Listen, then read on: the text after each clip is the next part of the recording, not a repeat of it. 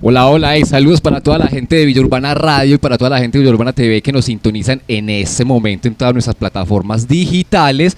Queremos regalarles un gran saludo el día de hoy. Estuvimos haciendo parte de la caminata, ¿cierto? En la cual estamos celebrando el Día Mundial del Autismo. Bueno, una experiencia muy bonita, la pasamos muy chévere, mucha alegría poder compartir con toda esa población, ¿cierto? Pero, como en todo, encontramos un pero y es que dentro de las entrevistas que hicimos, pues bueno, pudimos detectar algo que todas las personas mencionaban, ¿cierto? Que era el tema de inclusión. Yo creo que es el tema como más sensible dentro de todo este cuento, ¿cierto? Entonces aquí estamos con dos excelentes profesionales dentro del tema, ¿cierto? Ellas nos van a contar hoy cómo se vive este proceso, tanto dentro de un hogar como fuera de un hogar, ¿cierto? Tú que eres docente, ella nos va a contar en realidad cómo es ese proceso fuera del entorno familiar y las problemáticas que se generan a raíz de estas ¿cómo llamarles? Condiciones, de esas condiciones en las personas. Sí. Bueno, Richie, vamos excelente, pues saludos a todas las personas que se conectan a través de las redes sociales y como los contaba, tenemos a dos grandes personas aquí como invitadas. Primera de ellas es Paula Andrea Ladino Suárez, ella es docente de la ciudad de Manizales, Caldas, una excelente profesora, una profesora muy guerrera que la hemos visto mucho también por ahí en las redes sociales, peleando por los derechos de los estudiantes y pues un trabajo muy importante como es el tema de ser docente y más en esta ciudad. También estamos, también con Zoila Andrea Giraldo. Soy la Liliana. Y ella es directora de la Red TEA, ¿cierto? Cuéntanos un poco de esto. Bueno, y también soy docente de la Universidad de Caldas. Total. Entonces, bueno, soy la Liliana Giraldo, soy subdirectora de la Red TEA Caldas. La Red TEA Caldas es una red de familias de personas que están dentro del espectro del autismo. Y nosotros, bueno, somos una red artificial porque realmente, bueno, no tenemos una sede física, pero a través de la red hacemos muchas cosas. Precisamente organizamos la caminata cada 2 de abril, cada abril hacemos diferentes actividades, tratamos de capacitarnos y de entender más sobre la condición del autismo y bueno, se ha convertido en una comunidad. Bueno, profe, cuéntenos qué es el autismo y por qué se presenta el autismo. Bueno, el autismo es un trastorno generalizado del desarrollo, que tiene unas características específicas que Paula les va a contar ahora, pero les cuento así brevemente que esta condición, porque no es una enfermedad, que yo creo que es muy importante entender eso, es una condición de vida, no es una enfermedad, fue descubierta por un médico que se llama Kanner en 1943. Él empezó a ver unas características muy específicas en sus pacientes y de allí pues se le llamó autismo a esta condición. Un año después, otro médico que se llama Asperger descubrió que dentro de sus pacientes había condiciones y características diferentes, que algunos eran mucho más funcionales y de allí pues se acuñó el término Asperger o síndrome de Asperger. Pero desde hace varios años se clasificó nuevamente el autismo y ya no se dice síndrome de Asperger, porque les voy a explicar un poquito de qué se trata. Entonces el autismo tiene 3 niveles. Nivel 1, que son los chicos mucho más funcionales, requieren apoyo pero menos significativos. Nivel 2 requieren un poco más de apoyo y nivel 3 apoyo completo. Entonces son estudiantes o personas que pueden ser no verbales, que necesitan apoyo para todas las actividades en casa, para sus rutinas diarias, para el aseo, etcétera. O sea, depende de la funcionalidad del individuo, pero todos requieren apoyos, entre menos considerables o más significativos.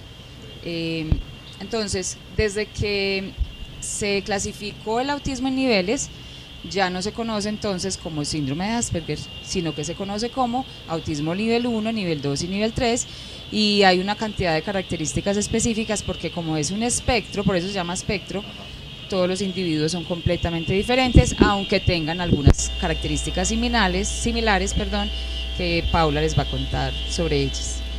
Claro que sí, entonces la otra pregunta sería ¿cómo se sabe que un niño es autista, cierto? Bueno, Lo fundamental es, como lo decía Lili, que hay algunas características que sí son muy similares en todos, o por los cuales uno puede darse cuenta que esta persona puede tener o estar dentro del espectro, ¿cierto? Dificultades en la socialización. Ellos normalmente no tienen la capacidad de socializar correctamente, porque sensorialmente pues se les dificulta también. Ellos, algunos sensorialmente no tienen la capacidad pues de que los toquen, los sonidos son muy fuertes para ellos, entonces eso hace pues que de pronto sean un poco más retraídos o que no sepan cómo hacerlo, ¿cierto? Aparte que ellos gestualmente tampoco comprenden muchos de los gestos que hacemos y ellos tampoco saben cómo realizarlos. Muchos tienen estereotipas, que eso quiere decir movimientos. Normalmente pues vemos muchos que ellos se balancean hacia adelante, que mueven las manitos, que hacen algún tipo de movimientos repetitivos, porque eso los ayuda también a controlarse pues emocionalmente. Ellos pues normalmente son apartados de las personas por lo mismo, la falta de socialización. También, Paula, pero eso no quiere decir que ellos no quieren estar junto a las personas. Exacto. Porque puede ser que ellos sí tengan dificultades para relacionarse, pero a ellos sí les gusta estar dentro de una comunidad, dentro de un grupo social. Exacto, sí, eso sí hay que dejarlo muy claro y gracias Lili por eso, porque es cierto. Ellos es que no saben cómo hacerlo, seguramente por su capacidad neuronal, por la forma en que ellos ven el mundo o saben expresarse, pues no pueden socializar correctamente, pero eso no quiere decir que no les guste socializar. Por eso la importancia es que el otro comprenda a la persona que está dentro del espectro autista, para poderlo incluir más fácilmente y no que pues trate de hacer unos esfuerzos pues que básicamente pueden ser difíciles para él y le pueden causar antes pues más dificultades. Entonces pues básicamente uno siempre relaciona el autismo como el que se tapa los oídos cuando los sonidos están muy fuertes, porque sí, muchos tienen hipersensibilidad auditiva.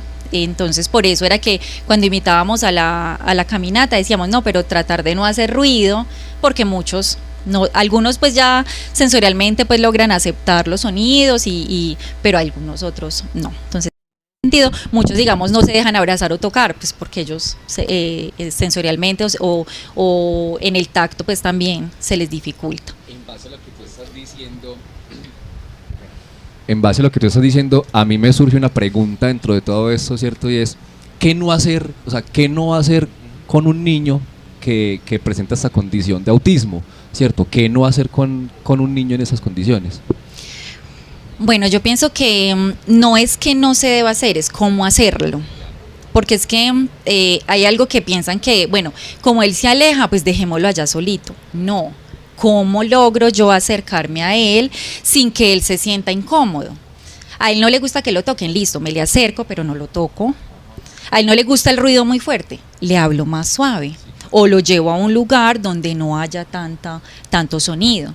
Que no le gusta donde hay mucho color, porque pues también es muy sensible visualmente.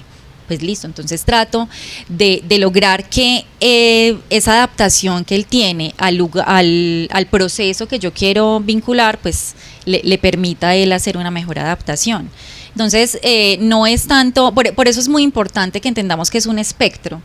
Todos son diferentes, algunos tienen condiciones muy particulares que lo podemos definir, pero algunos pueden ser súper sociables. Yo conozco unos niños en el espectro que son súper habladores, hablan hasta por los codos, como decimos, pero hay algunos chicos con autismo que son no verbales. Ellos no pronuncian absolutamente ninguna palabra, sino que solamente hacen sonidos, que esos sonidos pues muchas veces los ayuda también a regularse.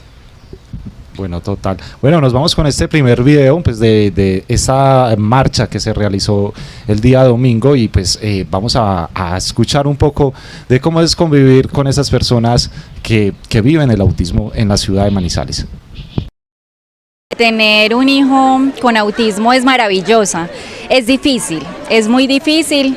Independiente del nivel de autismo que tengan nuestros hijos, siempre es un reto para las familias y sobre todo para las mamitas que somos las cuidadoras iniciales, pues manejarlos, pero también es una experiencia maravillosa porque aprendemos muchísimo de cómo incluir a las personas en nuestra vida.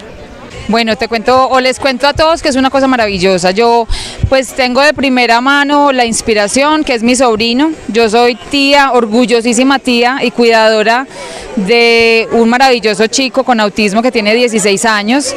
Entonces toda la vivencia con mi sobrino me dio la inspiración para poder hacer muchas cosas más por otras personas con TEA. Compartir con ellos, ser su profesora, y estar con ellos en muchos espacios es maravilloso porque son personas con mucho potencial, con unas características muy específicas, pero son de verdad seres maravillosos. Realmente el acompañamiento familiar, ¿sí? Que tu familia te apoye en el cuidado y la condición de los niños es muy importante. Es más, eso es lo que hace que hayan hogares como el mío, ¿sí? Donde no solamente manejamos 1, 2, 3, a veces solo 1, a veces 5, 6, pero es la familia, o sea, es el amor de la familia lo que hace que esto también se pueda hacer. Bueno, vivir con autismo es un poco difícil porque al tener ciertos sentidos más desarrollados que el resto de las personas, tengo que lidiar diariamente con los sonidos, con las texturas, muchas cosas por la parte social. Es difícil, pero pues no imposible de poder seguir con mi vida todos los días. Bueno, ahí veíamos en este video cómo nos explicaban qué es vivir con una persona que vive el autismo. Yo quiero que nos cuenten también, ellas como profesionales, en el tema de la docencia, ¿cierto? Ajá.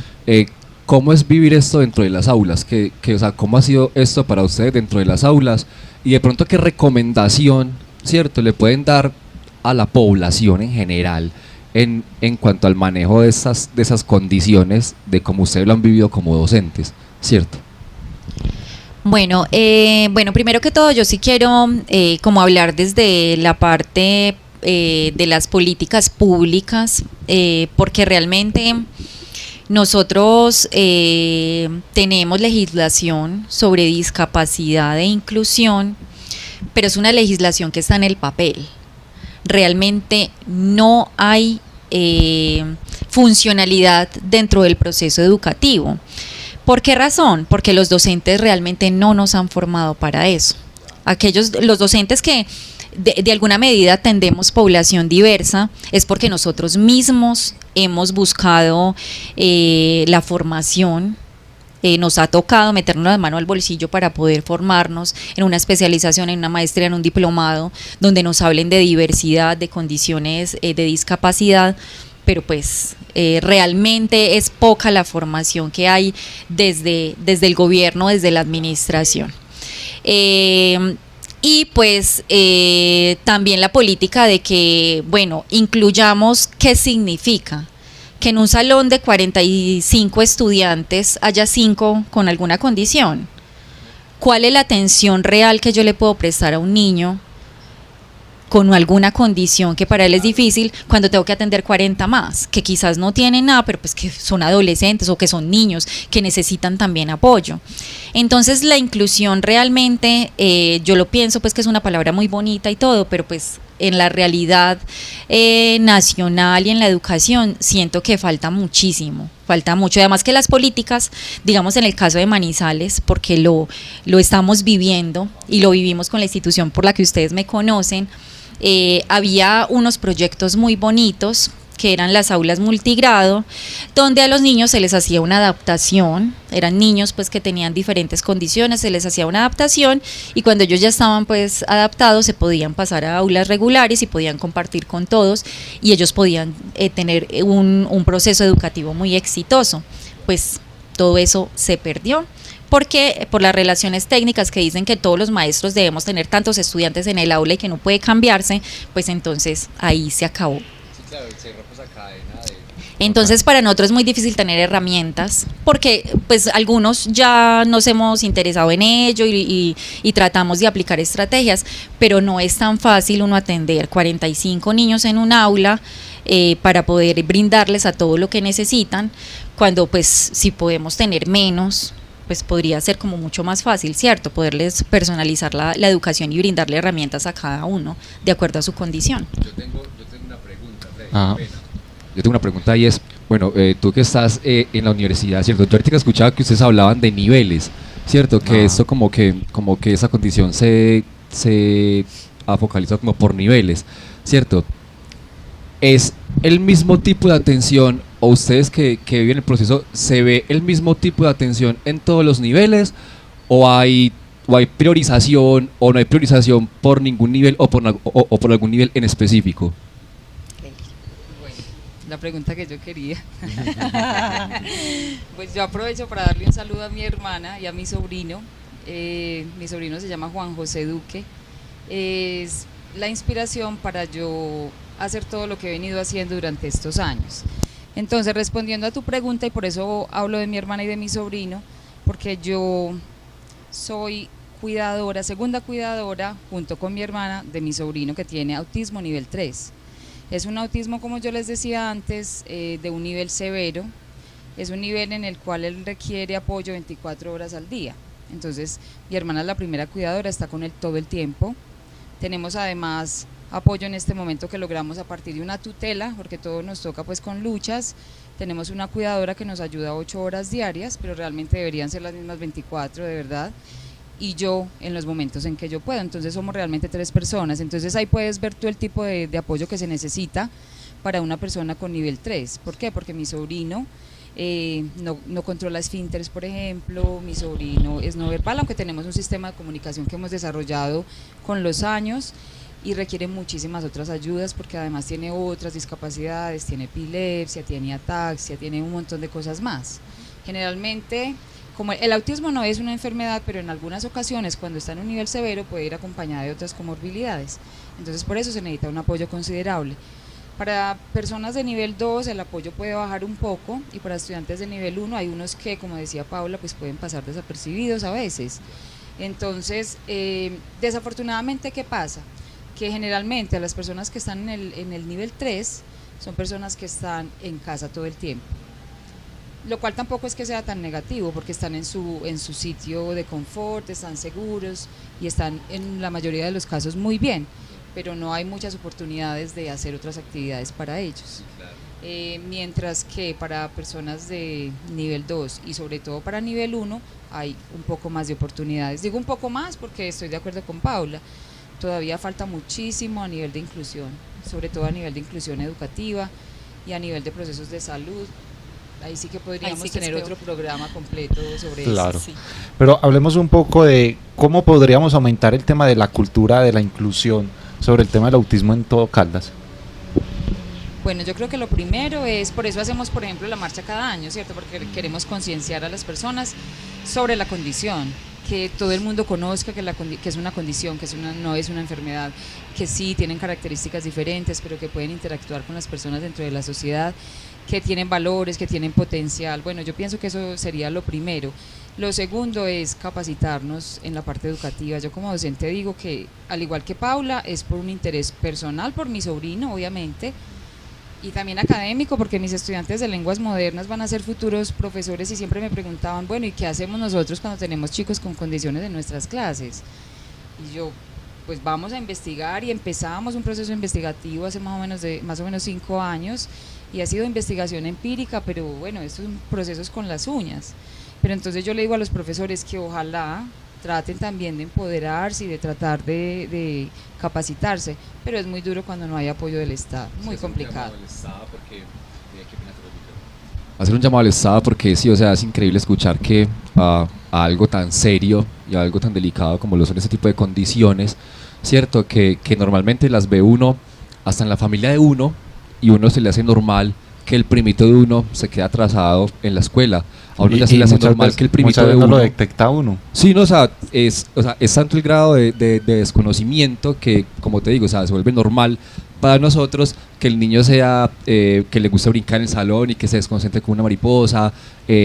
También noto que puede ser muy común, ¿cierto? Entonces, uno pensar que todo está relacionado siempre con el TDAH, con el TDAH, con el TDAH, con el TDAH, y que todo es TDAH, ¿cierto? Pero en realidad se ve que es una condición que se presenta también muy similar a cómo se puede presentar un TDAH y sería pues muy duro identificarlo, descubrirlo. Sí, pues yo pienso que en ese aspecto, y es algo que yo le digo a todas las personas con las que hablo, lo importante es la atención temprana en estos chicos, y me he encontrado con muchísimas personas que no aceptan. La baja aceptación de las familias de que su hijo tiene algo diferente hace que sea mucho más difícil el proceso. Entonces es muy complicado. Todos estos días justamente, pues como yo he estado hablando tanto de autismo en las redes sociales, como ustedes saben que yo soy muy activa, entonces yo me la he pasado, mejor dicho, tengo bombardeado a todo mundo pues con lo del autismo. Entonces ya mucha gente se me acerca y me dice, no, es que yo creo que mi sobrino, yo creo que mi primo, yo creo que porque es que lo que usted dice es pero es que mi hermano no quiere aceptar, pero es que él dice que no tiene nada, que eso dándole una pela, así me dijo ahorita una, dándole una pela se maneja, no, es que él es calladito, entonces no hagamos nada. Y también conozco algunos que han dejado pasar tanto que llega el momento en que el niño ya no puede más y entra en estados de ansiedad profunda, de depresión, entonces ya empieza a volverse en un problema mucho mayor, porque no solo es que está dentro de una condición que necesita un proceso de tratamiento, porque pues no es una enfermedad, pero las terapias, digamos, le ayudan mucho, el proceso que se hace con los profesionales ayuda mucho, pero pues si no se hace nada y si antes se hacen cosas que le afecten más, pues imagínese, llega un momento en que va a ser súper difícil para el niño. Porque si hay... Perdón, pues que no. interrumpo, que es para complementar algo. Es muy complicado entender el diagnóstico, porque es básicamente hacer un duelo, y es un duelo de familia que hay que hacer, y si hay que llorar, se llora, si hay que sentirse triste, se siente. ¿Por qué? Porque claro, la expectativa que nos ha presentado toda la sociedad siempre es, vas a ir al colegio, un colegio regular, vas a tener una vida convencional, te vas a casar, vas a tener hijos, y puede ser que las personas con autismo no lleguen a tener esa vida en plenitud como lo presenta pues la sociedad hoy en día, ¿cierto?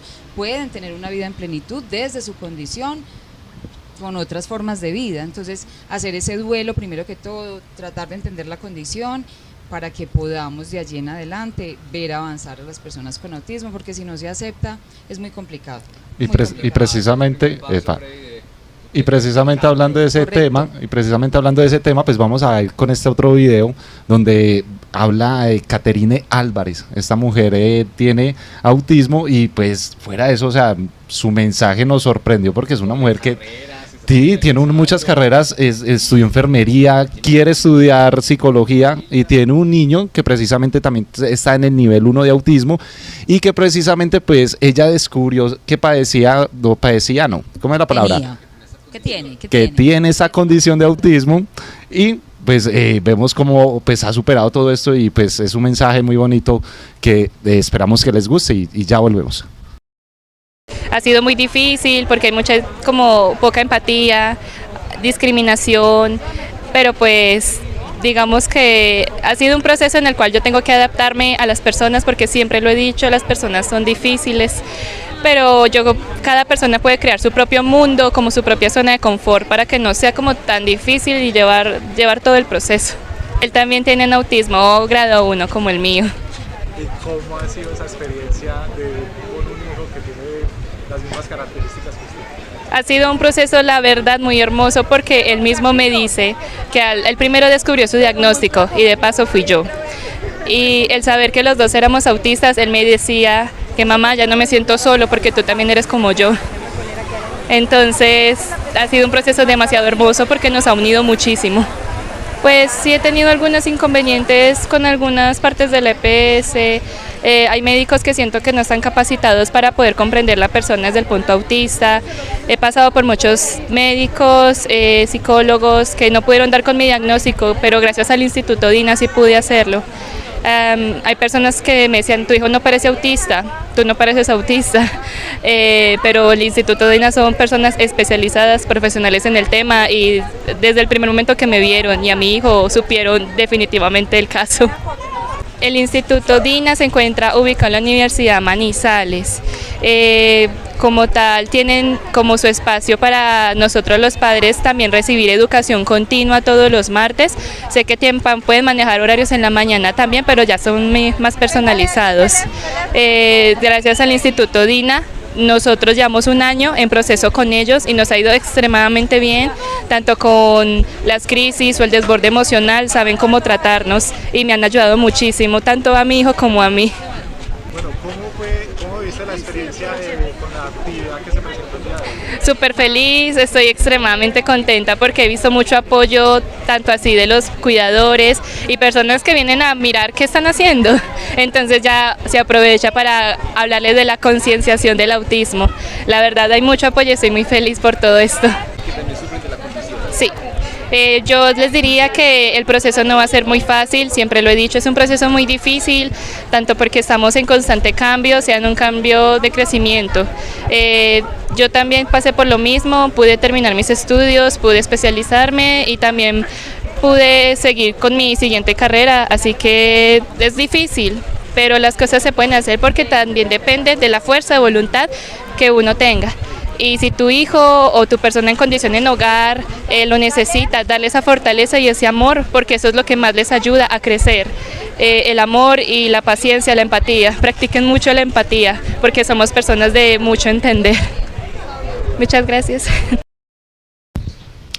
Bueno, ahí estamos observando a esta hermosa dama que termina diciendo el amor, la paciencia y la empatía, sobre todo la empatía para trabajar con todas estas personas que son tan especiales. Me hago acordar como de una película muy antigua donde trataba ese tema, donde un niño con autismo descubre unos códigos súper secretos y detrás de esto pues se viene una persecución tremenda. Ahí debajo de la descripción les bajaré el link para que la chequen. Exacto. Porfa, sí, queremos verla.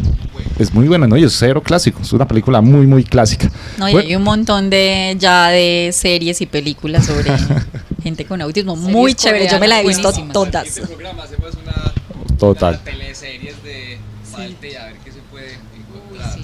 Listo. Buenísima idea. Ya para culminar, ¿cómo les gustaría dónde ven más la necesidad del Estado para este tema del autismo en Caldas?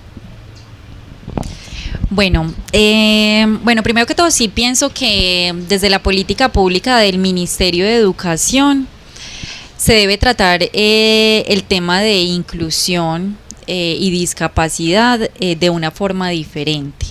Creo que el manual que hay sí es claro, pero no es aplicado.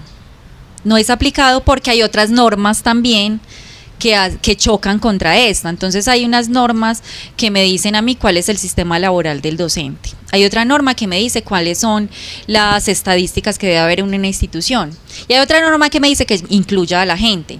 Entonces sí tenemos que hacer una regulación de todo eso para que realmente se logre hacer lo que dice esta cartilla de inclusión, que es que los niños que tienen algún tipo de condición o discapacidad puedan ser atendidos y se les dé, como dice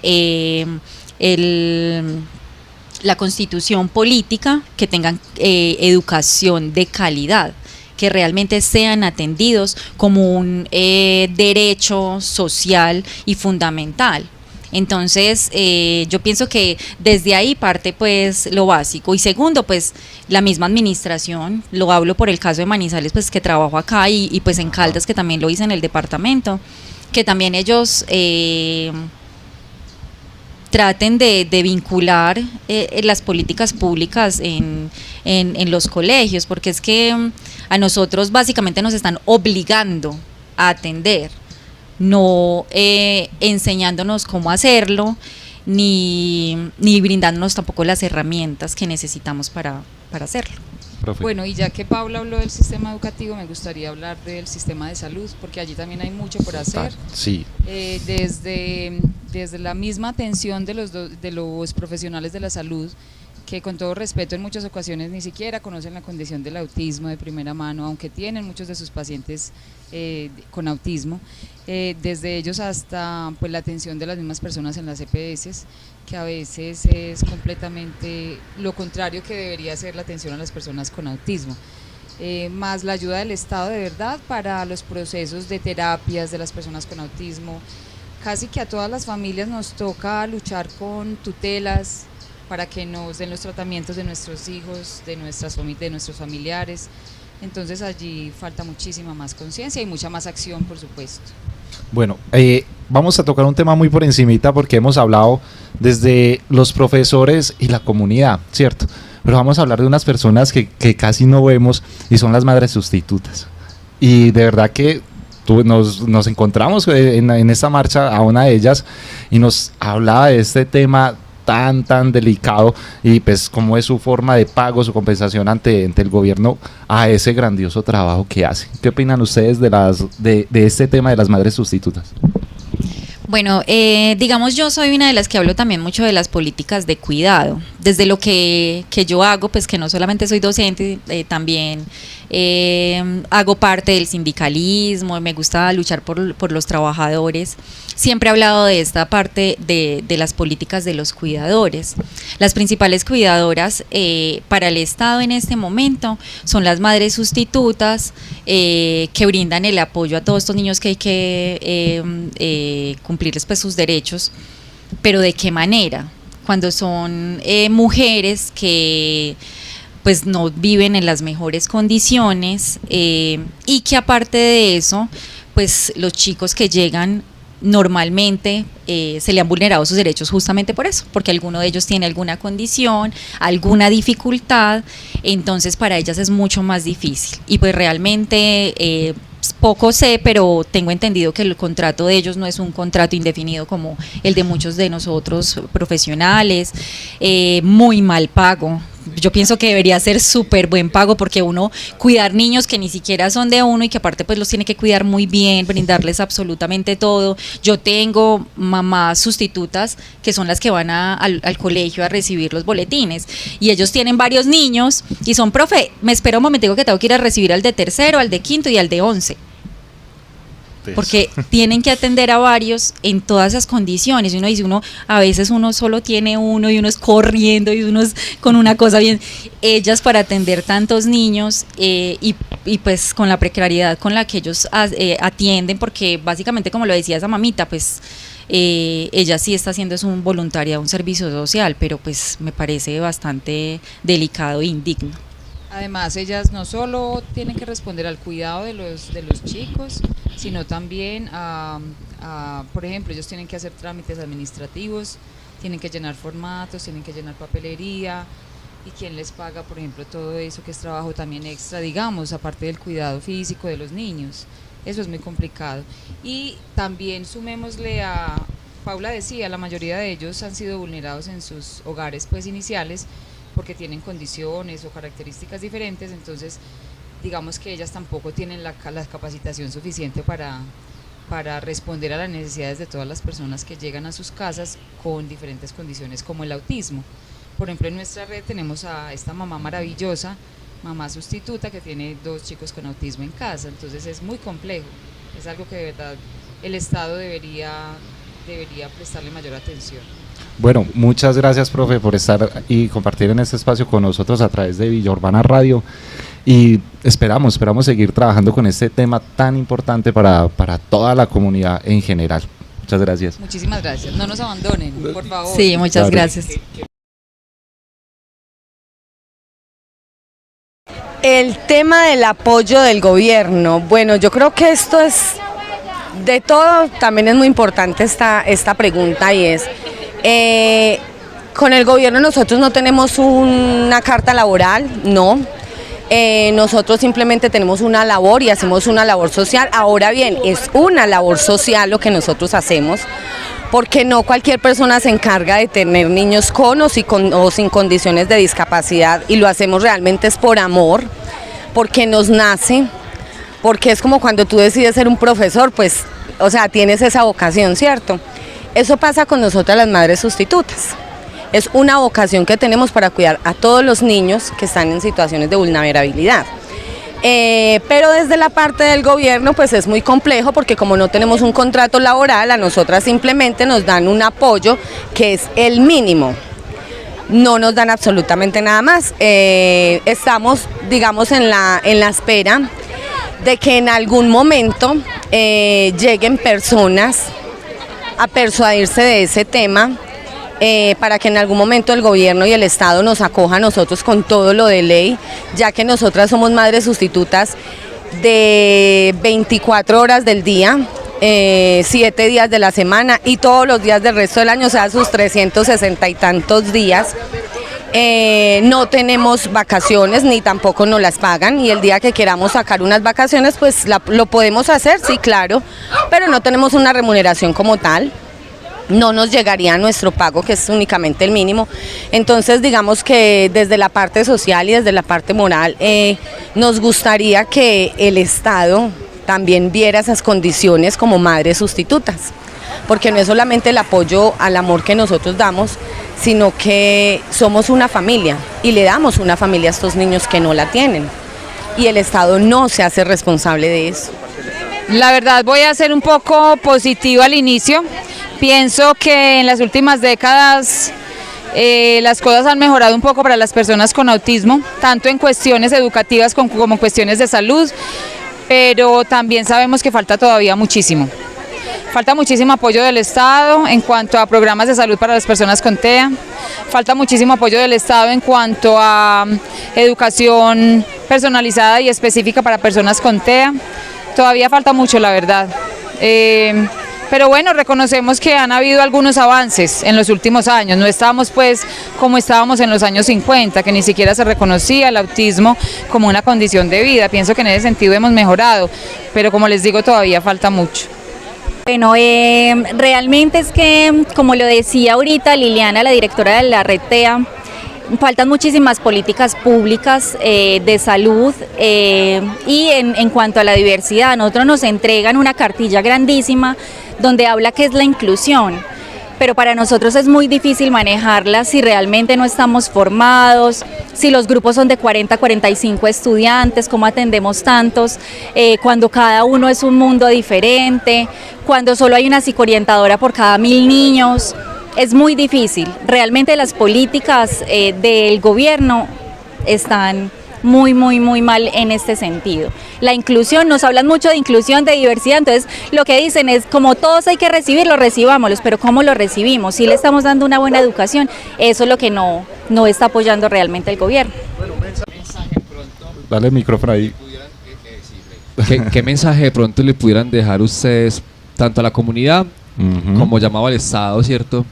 A hacer un poquito más de énfasis en ese tipo de circunstancias y desatenciones que se viven en ese momento, tanto en el sistema de salud, en el sistema educativo y desde la crianza, porque uno como nos hemos dado cuenta, o sea, es tanto el desconocimiento que en la casa del primito de uno puede hacer parte de ese espectro, ¿cierto? Y uno estar completamente sano de que el primito, el hermanito de uno, hasta uno mismo, hace parte de este espectro. Entonces no sé qué recomendaciones a la familia que ustedes de pronto puedan dar así como mensaje final del podcast, ¿cierto? Bueno, primero que todo, pues me gustaría darle un mensaje a las familias, lo que hablaba anteriormente. Pues yo pienso que el amor de los padres es tan grande que mínimo importa si mi hijo tiene o no una condición, ¿cierto? Entonces, importantísimo, aceptemos a nuestros hijos y brindémosle la atención que necesitan. Como le decía, la atención temprana es supremamente básica, les va a permitir una mejor calidad de vida a los chicos. Desde el Estado, pues, como ya lo venía diciendo, pues, creo que es de la parte más compleja, y si es un llamado, pues, al gobierno nacional, pero también regional, que realmente no hablemos tanto de inclusión sin saber realmente qué es lo que está pasando dentro de las instituciones. Simplemente nos llegan circulares, resoluciones, pero nunca van a un aula y se enfrentan a lo que nosotros nos enfrentamos diariamente con los estudiantes. Y pues yo creo que a la sociedad en general decirles que pues todos somos diferentes. No es que alguien tenga, o sea, quitémonos las etiquetas, porque pues mi hijo tiene autismo, pues yo no sé si yo lo tenga, seguramente genéticamente lo sacó de mí, aunque yo puede que no tenga ninguna de esas características, ¿cierto? Pero todos somos tan diferentes que yo también a veces como que siento que no encajo. Y muchos nos ha pasado eso, ¿cierto? Sentimos que no encajamos o la gente nos rechaza. Entonces, no, todos somos diferentes. Incluyamos, empecemos a buscar cuál es la estrategia para acercarme al otro. Y si el otro necesita ayuda, ¿cómo lo puedo hacer? Yo pienso que esa es la parte principal. Porque, digamos, algo que también se habla mucho últimamente sobre el bullying. ¿Y el bullying qué es? Eso. No aceptar al otro, y cuando no lo acepto, lo ataco. Decíamos, no, pues que nosotros éramos fuertes, a nosotros también nos hicieron bullying. No, pues es que los chicos de ahora sí son diferentes a nosotros también. Todas las generaciones somos diferentes, entonces seguramente tanto así que hemos escuchado que pues justamente va en aumento, pues como que se tengan más condiciones en los niños. Pues eso sí se los dejo a los de salud, pero sí es también entender eso, todos somos diferentes, aceptémonos y ayudémonos, eso es lo básico, y así yo creo que estas personas pueden encajar mucho mejor en la sociedad, y podemos hacer también una sociedad mejor para todos. Total. Antes de despedirnos acá, cierto que se nos acabó el tiempo. Micrófono. De pronto, ¿a qué instituciones o a qué redes nos podemos acercar o dirigir en caso de que nosotros conozcamos de este tipo de condiciones de la familia, de personas que quieran recibir este tipo de ayuda? Bueno, pues yo les quiero entonces en ese sentido hacer dos invitaciones. Primero es a que nos busquen en nuestra página de Facebook, aparecemos allí como Red PEA Caldas, somos una red de familias, como les digo, de familias de personas que están dentro del espectro autista. Allí nos colaboramos, allí aprendemos juntos, allí compartimos experiencias cotidianas de la vida, así que todos bienvenidos a que nos busquen allí. También que me busquen a mí si quieren personalmente, mi correo electrónico es giraldo.liliana@gmail.com, se podría poner si quieren en los comentarios. Vamos a dejar todas las redes sociales. Exactamente.